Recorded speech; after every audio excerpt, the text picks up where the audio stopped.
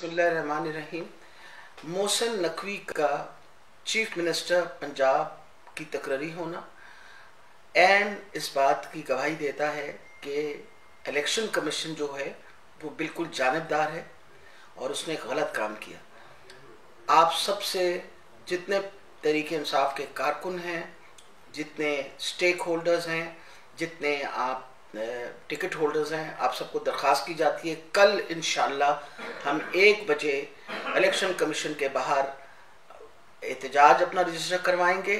और इस बात को एहतजाज हमारा ये है कि इस तरह के लोगों की तकरीरी करना आपके लिए, जमहूरियत के लिए ख़तरा है और इस तकरीरी को इमीडिएटली वापस किया जाए। बिस्मिल्लाहिर्रहमानिर्रहीम। मोहसिन नकवी का चीफ मिनिस्टर पंजाब की तकरीरी होना एंड इस बात की गवाही देता है कि इलेक्शन कमीशन जो है वो बिल्कुल जानिबदार है और उसने एक गलत काम किया। आप सबसे जितने तरीके इंसाफ के कारकुन हैं, जितने स्टेक होल्डर्स हैं, जितने आप टिकट होल्डर्स हैं, आप सबको दरख्वास्त की जाती है कल इंशाअल्लाह हम 1 बजे इलेक्शन कमीशन के बाहर एहतजाज अपना रजिस्टर करवाएंगे।